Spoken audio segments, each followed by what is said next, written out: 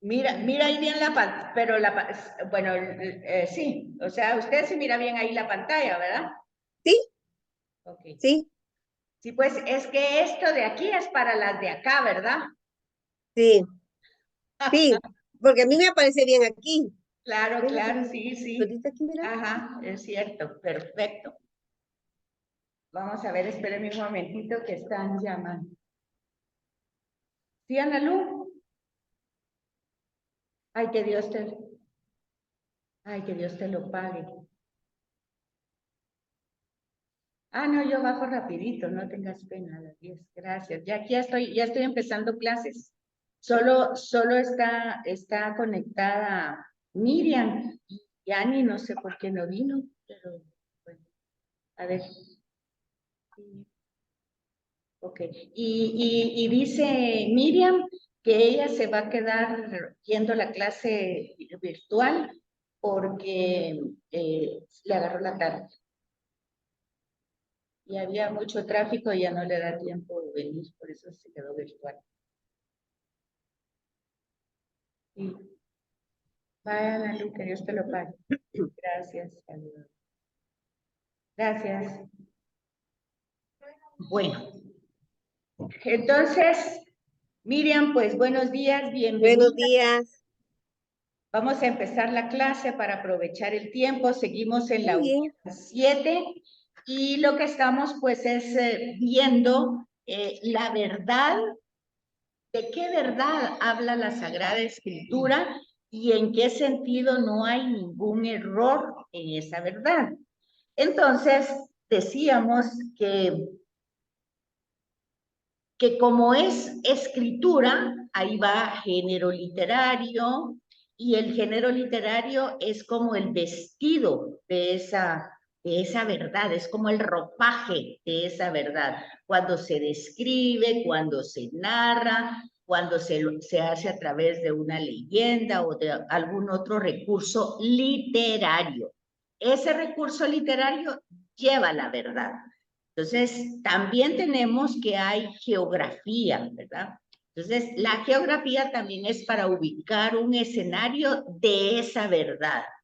También tenemos, aparte de la geografía, también tenemos pues los acontecimientos y vemos que el acontecimiento de verdad, la verdad que se transmite en la Sagrada Escritura es la verdad salvífica. O sea, cómo Dios nos crea. Buenos días, Marilú, bienvenida.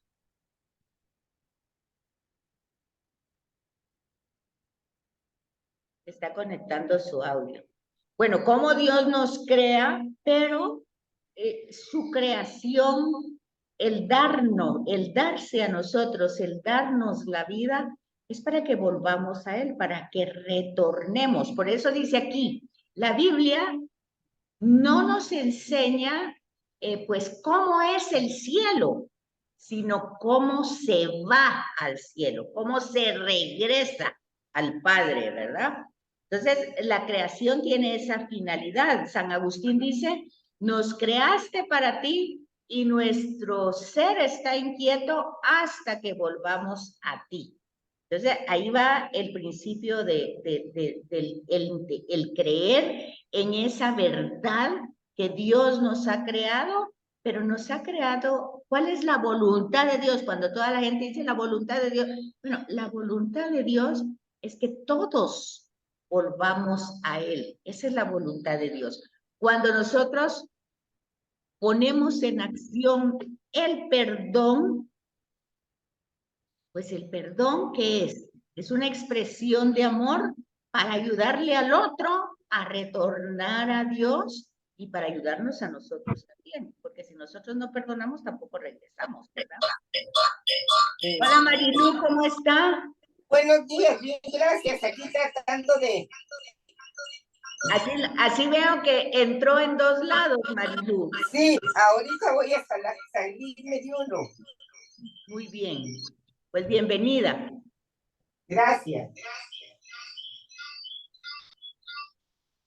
Bueno, entonces tenemos que la verdad de la que estamos hablando ya estamos en la página 63, dice, la verdad que presenta la Sagrada Escritura es salvífica en todo su contenido.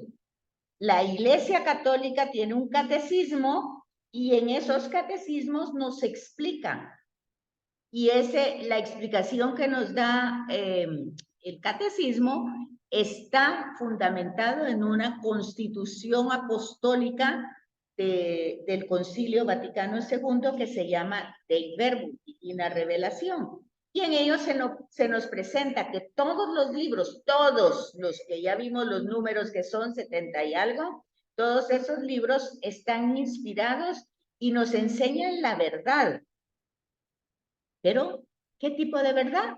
Pues la salvífica. ¿Cómo regresar? ¿Cómo retornar al Creador, al Padre, ¿verdad?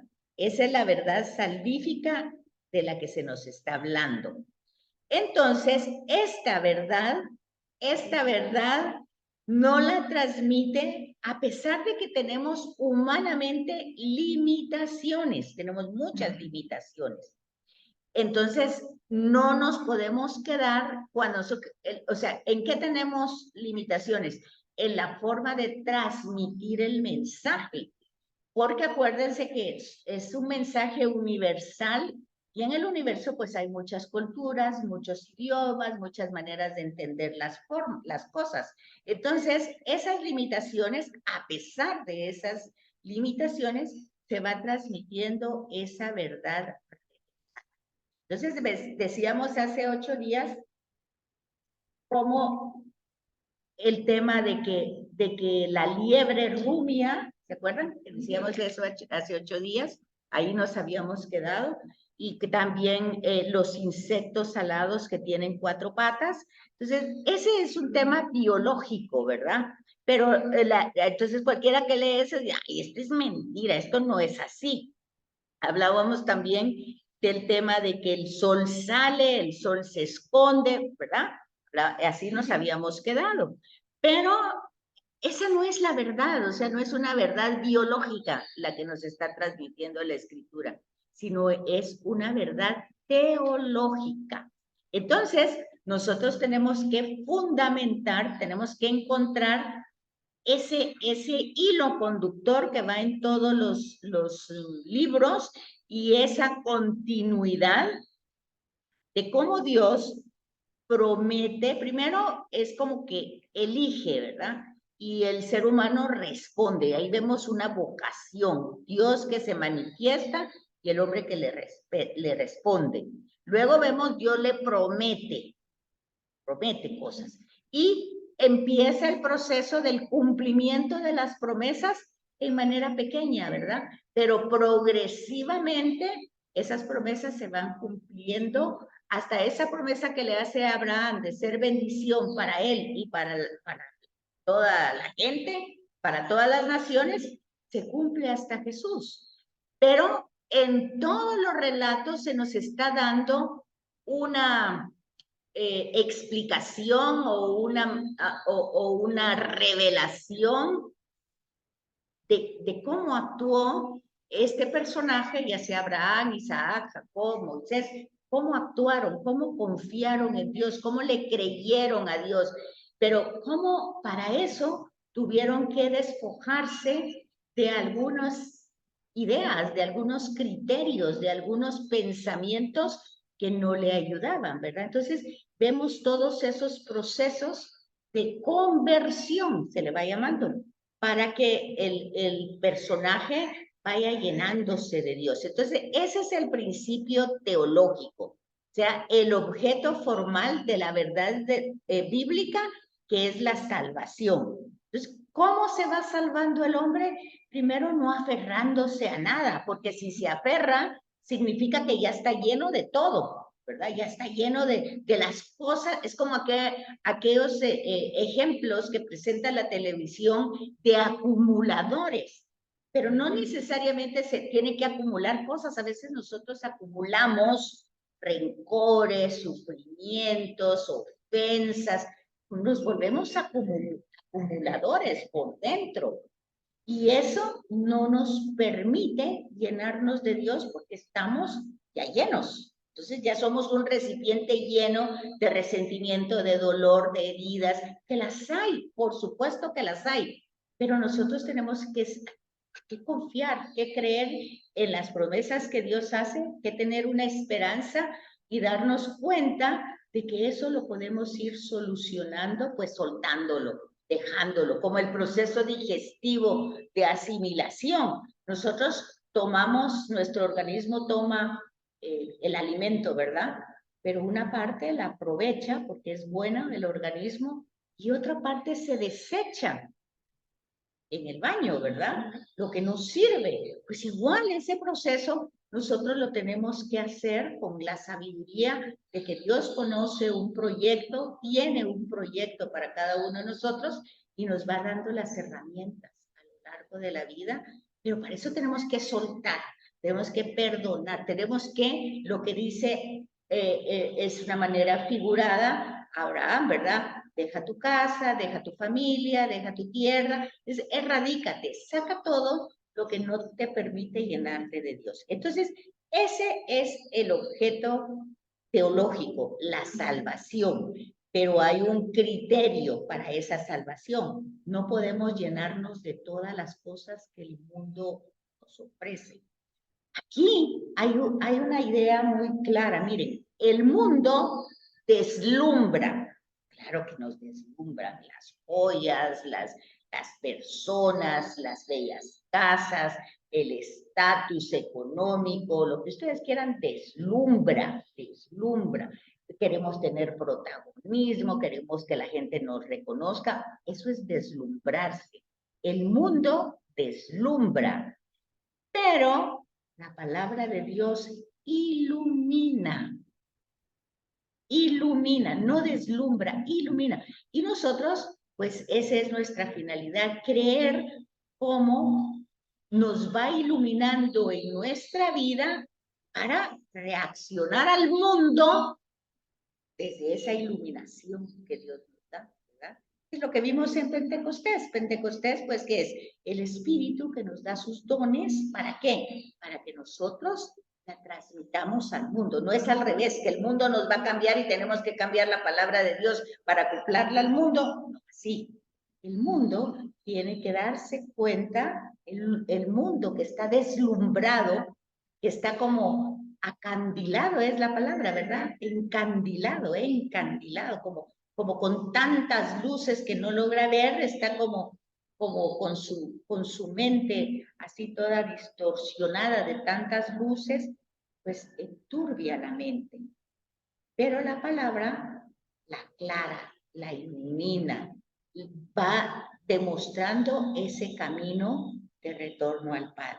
Entonces, ese es todos los temas de todos los libros que hay en la Sagrada Escritura. Pero ya dijimos que como va a través de la letra, de una herramienta literaria, para acceder a esa verdad de salvación, es indispensable conocer y hacer buen uso del género literario. Es decir, lo que hemos explicado del principio, leer un himno, o lo que es un himno, ¿verdad? Y darse cuenta que el himno va a tener una estructura, que su objetivo es exaltar, pero va a utilizar una serie de formas para exaltar lo que quiere exaltar. En el caso del Génesis, pues exalta el poder creador de Dios, el origen de todo cuanto existe. Bueno, ese es está en la Biblia, la literatura, pero también está la historia. Pero esa historia, pues nosotros la tenemos que ir comprendiendo como adaptada a la salvación. O sea, hay una historia humana que desarrolla la humanidad desde siempre, con todos sus conflictos, las guerras. Usted va a encontrar que el mundo así es y así seguirá siendo, con sus egoísmos, sus envidias, sus guerras, el querer tener más poder. Eso, si ustedes ven retrospectivamente para atrás, van a ver que eso ha existido siempre. Y existió en el tiempo de Jesús y existe hoy todavía.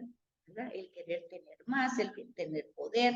Pues ven ustedes la guerra de Ucrania, la gente cómo tiene que salir, en fin, eso es el mundo. El mundo. Pero nosotros debemos entender que si nosotros entramos a esta lectura de la palabra de Dios, pues nosotros tenemos esa iluminación para el mundo, primero para nosotros, pero el mundo no nos puede cambiar con todos esos enredos, sino que de alguna manera nosotros vamos a ser luz para el mundo, sal para el mundo, ¿verdad? O sea, el mundo es el mundo y siempre va a ser el mundo. Por eso en el Evangelio de Juan dirá Jesús, no te pido que los saques del mundo.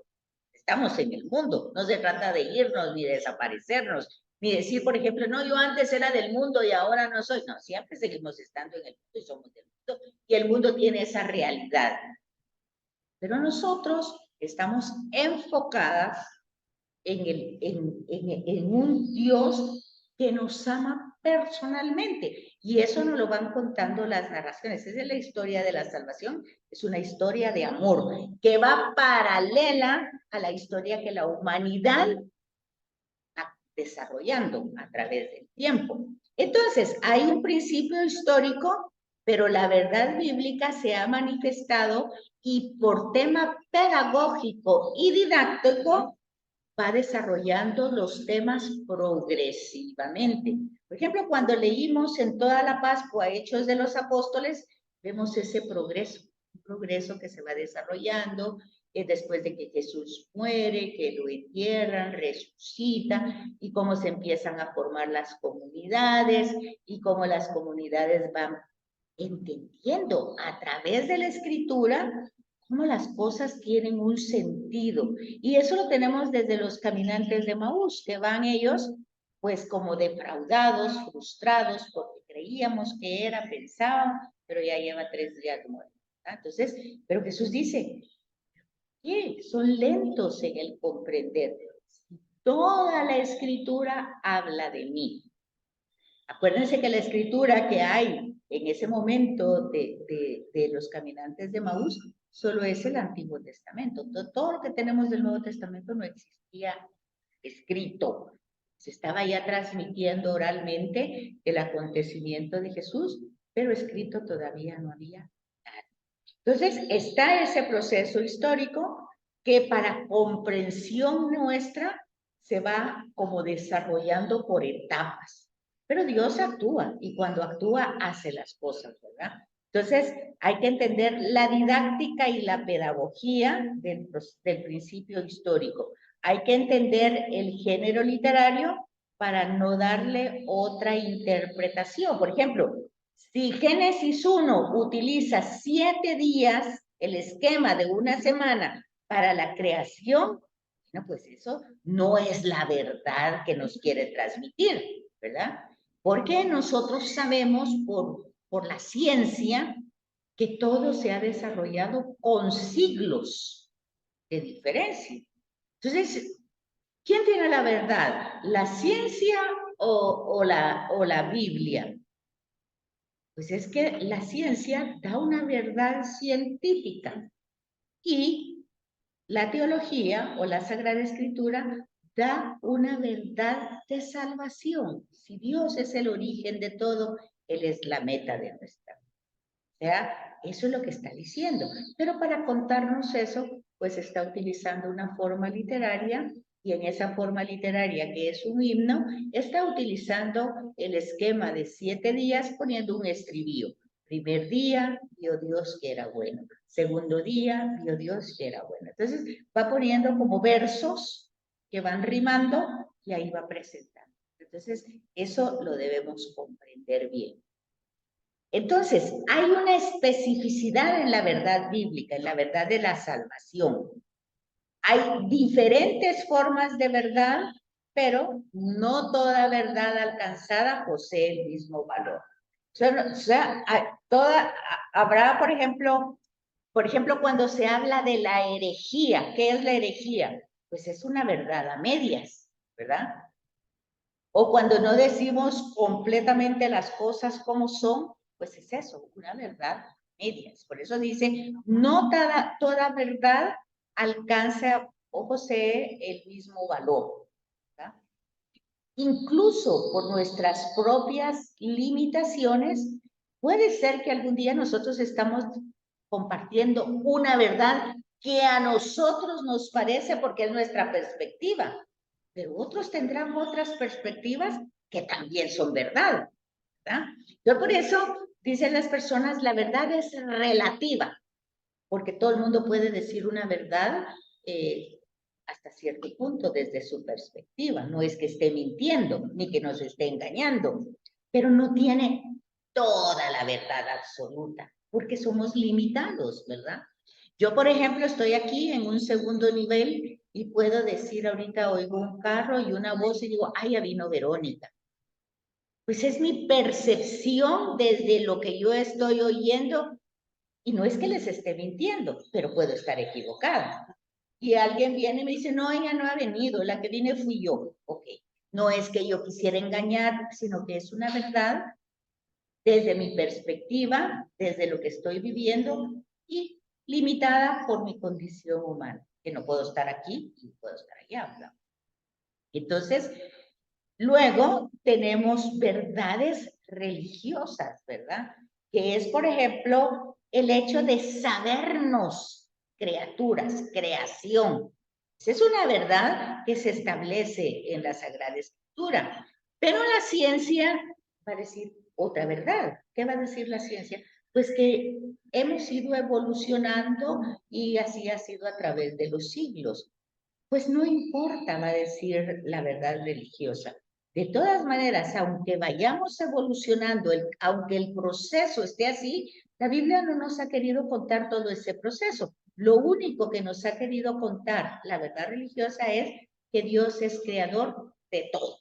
¿Cómo lo hizo? Pues un poquito se atreve a hacerlo a través del himno, se atreve a hacerlo a través de la narración en el capítulo 2, pero la forma como lo dice no es la verdad. La verdad es que Dios lo creó todo, que de Él salimos y por lo tanto hay una consecuencia. Si Él es el creador, nosotros somos criaturas. Ese es la verdad que encontramos en la escritura. Pero luego esa verdad se puede volver pensamiento, o sea, filosofía, ¿verdad? Bueno, ¿y entonces qué? No había nada, había algo, de la nada lo hizo todo. ¿Cómo lo hizo? Bueno, eso ya son todos los temas del pensamiento, ¿verdad? De ir queriendo entender, y por cierto, también tenemos límites. Porque acuérdense que la escritura es revelación de Dios y Dios es el protagonista, el autor, el que inspira, el que revela todo, pero está escrito por seres humanos, con su lenguaje, con su costumbre, con su idioma y con todas sus características. Y acuérdense también que primero hubo un proceso oral y hasta luego se recopiló todo y se puso por escrito. Entonces el carácter filosófico es importante porque es todos los cuestionamientos que la humanidad se ha hecho a lo largo de todos los siglos. Y entonces el pensamiento de por qué vivimos, quiénes somos, qué sentido tiene, pero todas esas respuestas la Sagrada Escritura no la da, pues el sentido está en Dios. Existimos porque Dios nos ama desde el principio y desde la eternidad. Es la voluntad de Él, hay un proyecto de salvación. Eso la teología le responde a la filosofía, ¿verdad? Pero las dos van un poquito, pues, como de la mano, porque la filosofía es la parte humana que no es que se pierda valor, sino que al contrario, encontrar en la escritura esas respuestas que la humanidad se hace y que nosotros nos hacemos en cada momento, tal vez no tanto de alegría, pero sí de dolor, pues nosotros decimos, ¿por qué está pasando esto? ¿Para qué está pasando? El punto es que nosotros en estas circunstancias, lo que nuestra fe nos tiene que sostener, ¿verdad? Tenemos el ejemplo de María al pie de la cruz. ¿Por qué pasa? ¿Para qué pasa? Y ya nos ha dicho al principio, María guardaba todas estas cosas en su corazón. Quiere decir que no todo lo podía entender desde su mente, pero entraba en un diálogo con Dios, en sus proyectos, en la confianza, en el abandono. Entonces ahí va el proceso, ¿verdad? De la salvación. Y entonces hay también verdades que se apoyan sobre evidencias. O sea, muchas veces la ciencia va a decir que lo que se ve, se cree. Y si no hay evidencias de que eso se vea y que concretamente esté, pues entonces no puedo, si no tengo una constatación de esa verdad, pues no puede ser. Pero para ahí nosotros tendríamos el ejemplo de los signos, por ejemplo. Por ejemplo, vemos nosotros humo. Yo bajo ahorita y veo ahí en el patio humo. Humo. ¿Qué se me ocurre que está pasando? ¿Qué pienso inmediatamente? Que hay fuego, ¿verdad?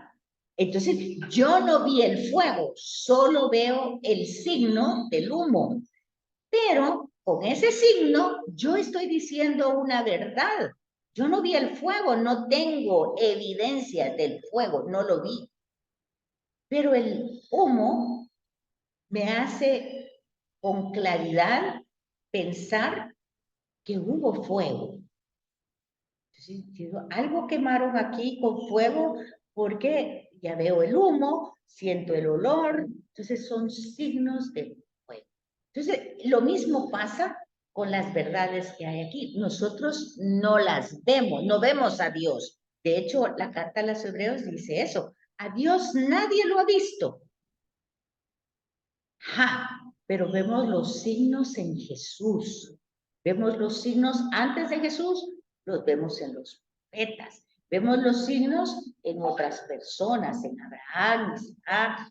Vemos signos. Signos en nuestra época, pues yo físicamente pude haber visto por televisión o algo a Madre Teresa. Puta, ya se murió, ya no la veo, pero los signos siguen.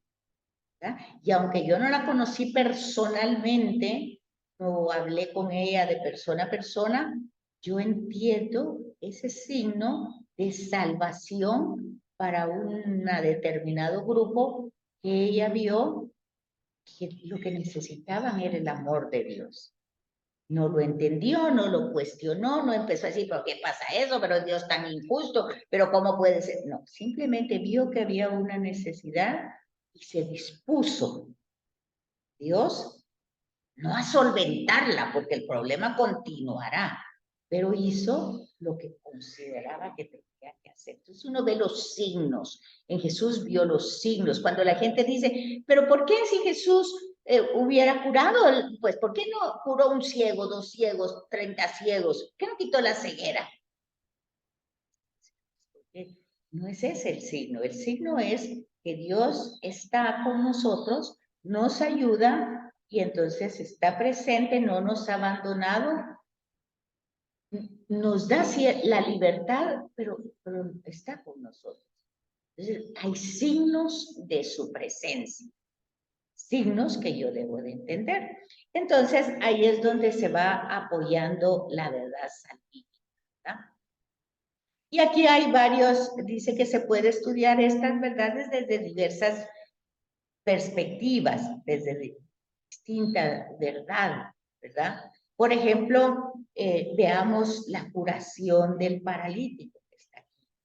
¿Cómo llega? Esta curación del paralítico está narrada en Marcos, pero también tenemos una curación de un paralítico, o mejor dicho, creo que es un ciego, que está en el Evangelio de San Juan. Y nosotros vemos los signos, pero ante esos signos, algunos creen y algunos no. Algunos le dan otra interpretación a esos signos. ¿Sí? Jesús a veces está curando y la gente dice, está haciendo las obras de Belcebú. Ya le dio otra interpretación al signo. No vio la manifestación de Dios en Jesús sino vio la manifestación del mal en Jesús. Y entonces Jesús contesta de una manera con sentido común. Bueno, pues si Satanás ya está tan dividido que está haciendo el bien, ya no va a subsistir mucho, ¿verdad? No se puso a pelear, sino que lo razonó lógicamente, con sentido común. Porque un reino dividido, que está dividido, pues se va a acabar pronto. Y si Satanás ya está haciendo cosas buenas, pues entonces ya la cosa que ya se acabó, ya no existe Satanás, ¿verdad? Entonces vemos, por ejemplo, un médico va a decir que este hombre estaba paralítico y ahora es sano. Es lo que pasa, por ejemplo, en Lourdes, ¿verdad? Que llegan enfermos y luego se curaron. Pero tiene que haber un médico que constate. Un jurista va a decir, aquí hay un delito porque se ha violado la ley que pasa en el Evangelio de Jesús, ¿verdad? Que porque Jesús lo hace sábado o porque Jesús toca al enfermo, decir, no, esto no es correcto, no puede ser de Dios porque está violando la ley de Dios. Entonces, alguien que va a Lourdes y un jurista puede decir, un científico, un profesional, no, ahí puede haber otra cosa.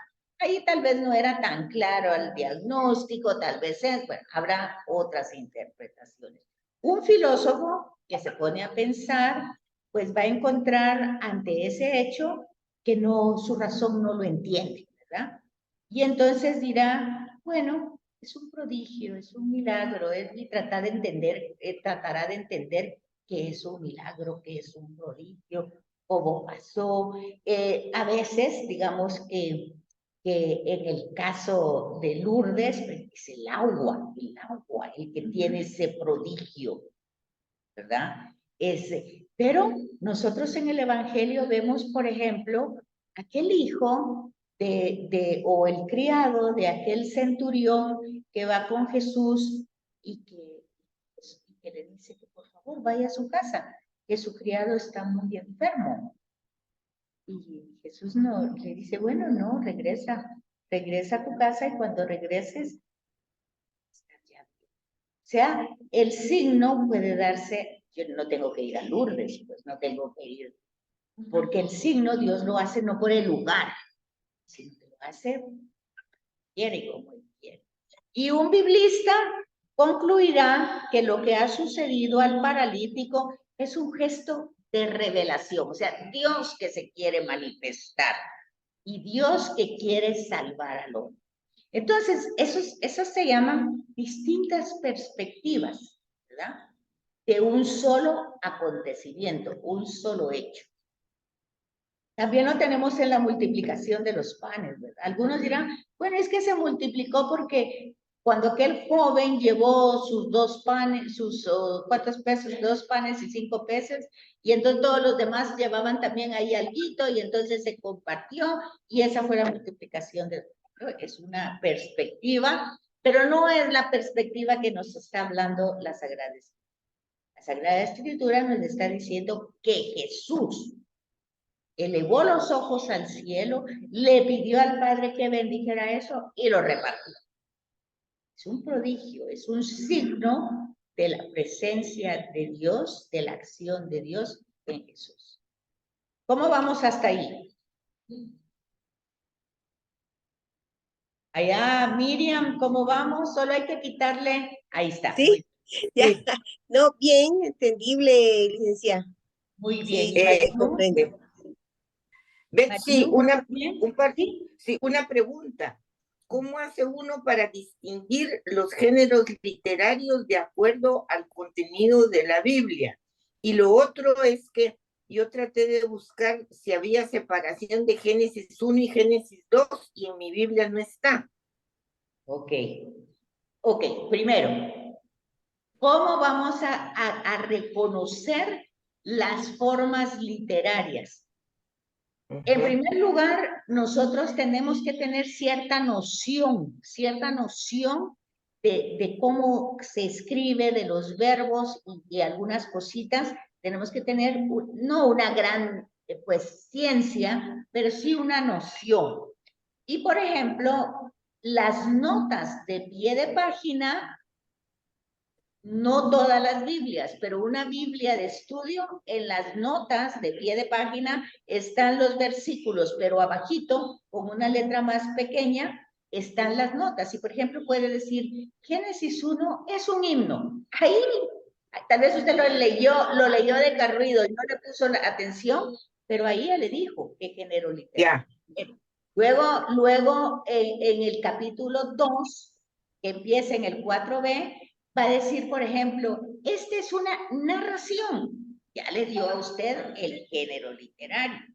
Luego, por ejemplo, en las plagas, la Biblia de estudio va a decir, esta es una epopeya. O en otros lados va a decir, este es un relato etiológico. Ajá. O en otro va a decir, este es un relato etimológico. Entonces ahí le está dando el género literario. Cuando le está diciendo etimológico es que le está dando el significado del nombre, por qué se llama como se llama ese lugar. Y entonces cuando usted ya lee el texto, ya por eso se llama de esa manera, ¿verdad? Cuando le está diciendo que esta es una epopeya, entonces le está diciendo, por ejemplo, que aquí trata de poner una gran hazaña de héroes. Entonces usted ya va preparada, que es Dios, obviamente, que está ¿qué? Batallando para salvar a su pueblo contra el faraón, por ejemplo, que en este caso es identificado como divinidad, ¿verdad? No es un ser humano normal, sino que en esas culturas, pues estos personajes tenían pues ese significado de hijo de Dios, el faraón, el César. Entonces ellos no solo eran gobernantes, emperadores, sino también tenían una interpretación de divinidad, porque se sentían poderosos ante la nación. Entonces generalmente las notas de pie de página. Ahora, cuando usted ve si hubo en su Biblia, no hay una diferencia entre Génesis 1 y 2, sino que va de corrido, entonces es la lectura atenta. ¿Por qué? Porque si usted se fija en Génesis 2, 4a, y usted lee el mismo 2, 4b, no le va a encontrar continuidad. A ver, ¿no trajo Biblia? No. ¿Tiene ahí la Biblia, Marilu? No en estos momentos, Betsy, pero me está ayudando con la explicación que me da. Cuando es doble letra. No solo cuando es doble letra, sino que porque todos los versículos, cuando usted en la lectura atenta, o sea, usted está leyendo atentamente. A ver, sí. Ahí Miriam, porque ya vi que tiene la Jerusalén. A ver, colóquese en el capítulo 2 del Génesis, al principio. Al principio, está. Génesis sí. 2. Vaya al verso 4. Ya. Lea la primera parte del verso 4. ¿Qué dice la primera parte del verso 4? Oh, permítame. Ese se busca. Versículo 4, perdón. ¿Cómo dijo? Versículo 4 del capítulo 2 del Génesis. Esos fueron los orígenes del cielo y la tierra cuando fueron creados. Esos fueron los orígenes. Ahí está terminando el himno. Sí. Esos fueron los orígenes del cielo y la tierra cuando fueron creados. Esa es la primera parte del versículo 4. Ahora, ¿qué dice la segunda parte de ese versículo 4? Miriam. Ya. La prueba de la libertad del paraíso. Lo que sigue. Bueno, ahí está ya titulado. Ya hay en la Biblia que tiene Miriam, ya hay un título. Entonces quiere decir la primera parte se acabó ahí, pero si no tiene título, usted aquí se dio cuenta que dice, estos fueron los principios de la tierra, del cielo y la tierra cuando fueron creados. Ahora, ¿qué dice después de ese título, Miriam? Cuando Yahvé Dios hizo la tierra y el cielo, no había aún en la tierra arbusto alguno del campo y ninguna hierba del campo había germinado todavía. Ok, Pues ya hasta ve, ahí, hasta ahí, hasta ahí. Entonces ahí con una lectura atenta, usted puede pararse y decir, ¿cómo es eso? Y aquí dice que ya se concluyó la creación y ahora dice, cuando empezó todo, pues no había agua y todo era seco. Entonces, si usted está haciendo una lectura atenta, se da cuenta que esa es otra narración. Ok, entendido. Muchísimas gracias. Aunque generalmente las Biblias tienen esa separación como la de Miriam, pero si no la tiene, donde usted encuentra el sentido es en la lectura atenta. Que usted dice, ¿cómo es esto? Vuelvo a leer otra vez, ¿cómo es esto? Y entonces se va a la nota de pie de página y ahí seguramente le explica. Esta es una segunda narración. Entonces ya ahí encontró usted un género literario diferente. ¿Cómo está eso, Marilu? ¿Sí? ¿Está comprendido?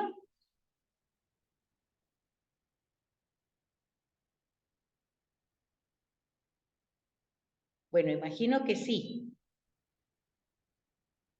Entonces veamos otra cosa. Ahora, esto que vimos, Marilu se me salió, ¿qué le pasó? Creo que por contestarme se salió. Algo apachó equivocado. Bueno, entonces seguimos con la verdad salvífica, ¿verdad? La verdad de la Biblia. Y esta verdad tiene características bien específicas. ¿Bajo qué concepto de verdad están escritos los libros de la Biblia?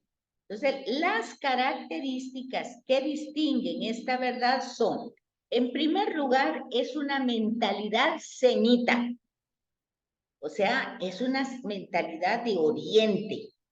Hay que darse cuenta que la mentalidad de Oriente no es igual que la de Occidente. Nosotros somos Occidente y pensamos de una manera diferente. Experimentamos la vida de una manera diferente.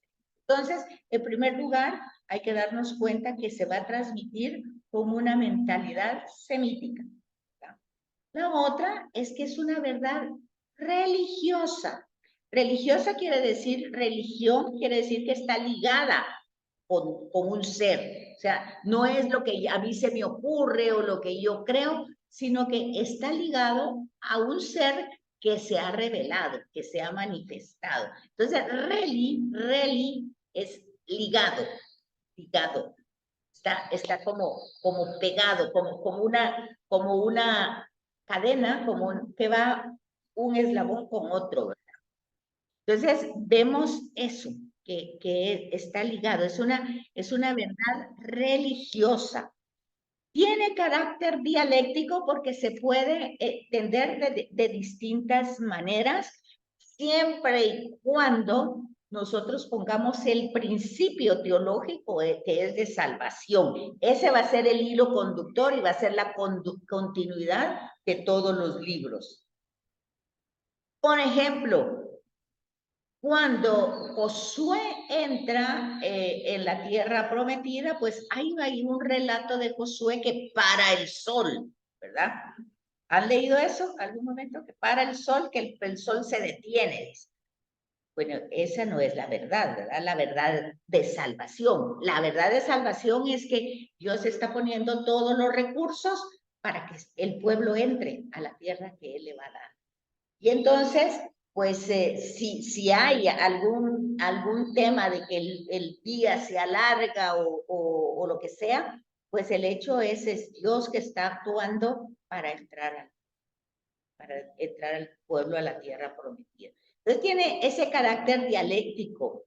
Supera lo que nosotros podemos pensar, supera, ¿verdad? Porque nosotros no lo podemos, pues así como entender con una lógica razonada, no es fácil. Puede hacerse con una lógica razonada y al mismo tiempo iluminada por el Espíritu, pero solo con una lógica razonada no se puede. O sea que la fe no es algo que nosotros podemos entender, ni tampoco se trata de creer cualquier cosa. Por ejemplo, yo creo en esta medicina, yo creo en este doctor, yo creo no se trata de ese tipo de creencias. Se trata realmente de entender que soy creación de Dios, de entender que me ama, de entender que eso no es una imaginación mía, sino que está revelado en toda la Escritura y que por eso existo, por eso vivo, por eso tengo un sentido. O sea, no aparecí de la nada, ni por un problema que mis papás no me querían tener y bueno, me tuvieron o qué sé yo, o porque fue una distracción o algo. No pasa nada de eso. O sea, hay un proyecto, hay un sentido. Entonces, por eso se superan las verdades humanas. ¿verdad? Y es progresivo porque vemos que empieza en Génesis 12 y llega hasta el día de hoy. No se termina con el Apocalipsis. Todo lo que pasa en todos los libros de la Escritura me pasa a mí. Solo que el libro de la Escritura me está dando como el ejemplo de cómo le pasó a Abraham, cómo le pasó a Moisés, pero a mí me pasa desde mi perspectiva, y yo solo tengo, el libro me va iluminando para que cuando me pase, yo pueda entender que es Dios el que está actuando. Fíjense que les voy a compartir el día de hoy un elemento.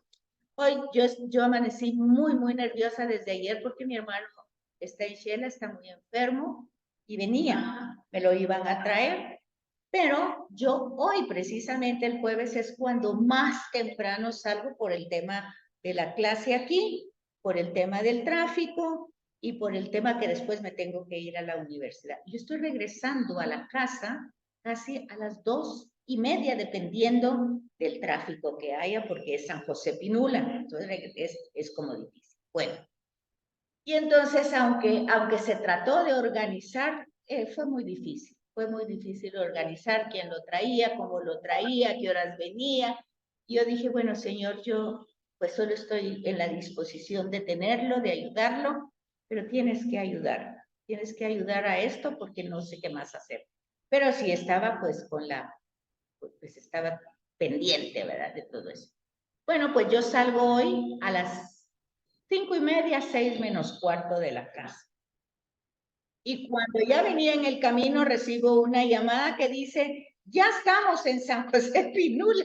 Yo dije, pero si me dijeron que iba a venir a las 11. Y yo dije, bueno, no hay nadie a las 11, pero ahí cerca hay un pollo campero, que lo dejen ahí. Ya llego yo lo más rápido, pues, que puedo. Y cuando me dicen que yo vengo, ya estoy todavía camino para acá, y ellos ya llegaron allá, es que ya no hay nadie. Y quedarse en Pueblo Campero desde ahorita hasta las 2:30, y mi hermano enfermo, empecé a sentir una angustia. Y dije yo, ay Señor, ayúdanos, por favor, pobre mi hermano que va a ser todo el día ahí. Y entonces de pronto se me viene a la mente Analú. Soy yo, Analú, ¿será posible? Bueno, Analú me cuenta que está un poquito mala de su salud. Y yo digo, fíjate que necesito que alguien me lleve de aquí a la universidad a las 10. Porque fíjate que, bueno, ya le cuento lo de mi hermano. Dice, fíjate que yo no voy a llevar carro, pero mira, te voy a averiguar con un Uber ahí cerca que te lleve a las 10. Bueno, vean, todo eso en manos de Dios, pero no con brazos cruzados para que Él me lo solucione, ¿verdad? Sino viendo las perspectivas, las formas, los caminos para solucionarle un tema que para él hubiera sido muy cansado estar ahí las horas. Mientras que ya, entonces mi hijo me dijo, yo me regreso a la casa y entonces ya ahí veo qué pasa con mi tío, ya lo dejo en la casa y luego ya te voy a traer a la universidad. Bueno, entonces vea, dice uno, ¿qué es eso? Pues justamente es lo que uno va encontrando en la Sagrada Escritura. Dios va dando las herramientas, los medios, nos da la inteligencia, pero ante todo nos da la confianza en Él. En Él se ponen los temas y uno va buscando los procesos para aliviar las circunstancias.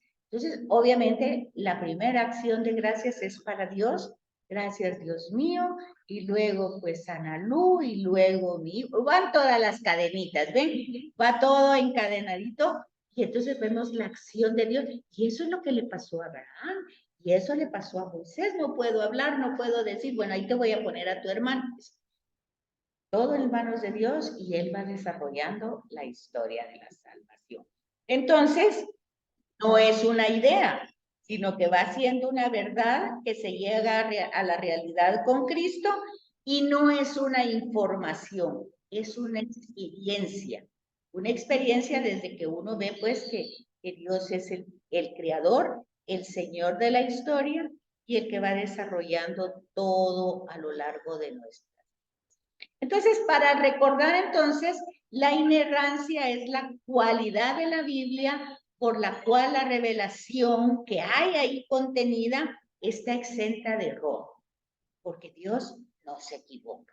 No se equivocó al crearme, no se equivocó al tener una misión para mí. Cada uno tiene que ir encontrando esa misión a lo largo de su vida.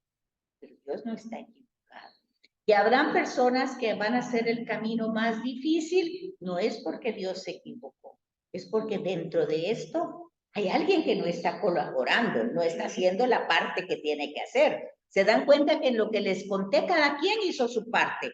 A mi hermano lo trajeron de madrugada para que estuviera en San José Pinula muy temprano, pero el tráfico era terrible y no llegó a San José Pinula, venía desde Shell. Pero el desde allá, pues hizo su parte. Luego cuando me comentan a mí, pues también hice mi parte.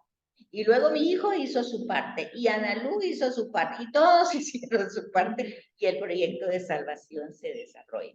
Entonces, esa verdad está consignada y es para nosotros en Dei Verbum.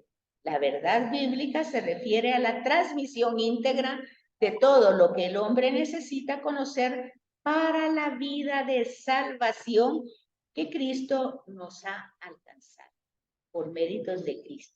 Entonces, esto se encuentra en el Concilio Vaticano, la inerrancia. Y la Iglesia, las comunidades han afirmado esto siempre, que los libros sagrados no tienen error, porque lo que transmiten es una doctrina, ¿verdad? Porque el autor principal es Dios. Y que sí tenemos que hacer un esfuerzo para descubrir esa verdad, ese mensaje, que a veces se encuentra muy arropado por el género literario, ¿verdad? Y la Biblia nos transmite la verdad revelada a pesar de nuestras limitaciones. Y aquí terminamos la sesión 7 y para la semana entrante, si Dios lo permite, entramos a la 8. Así es que muchísimas gracias, que Dios les bendiga, feliz fin de semana y nos vemos dentro de 8 si Dios así lo permite. Gracias. Igualmente, feliz día, bendiciones para todas. Gracias. Marilu tuvo problemas con su conexión porque se iba y se venía, pero bueno, ya quedó. Gracias, Betsy. Entré tarde, pero voy a estar atenta para lo que me perdí cuando mandé la grabación. Ok, yo los mando. Solo que les cuento, a veces no la puedo mandar inmediatamente el jueves, porque fíjense por lo que les cuento. Ya regreso muy tarde a la casa a veces y a veces es más tarde, pero y perdonen que hace 8 días mandé equivocado por esas carreras.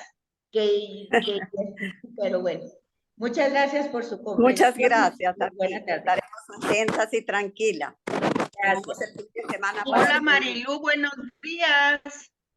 Se salió, Gildita, se salió porque algo tenía en su computadora. Gildita, voy a salirme ahorita para entrar nuevamente. Ok, entonces me vas a sacar ahorita. Parece que sí, porque para terminar la grabación tengo que salir, si no queda... Bueno.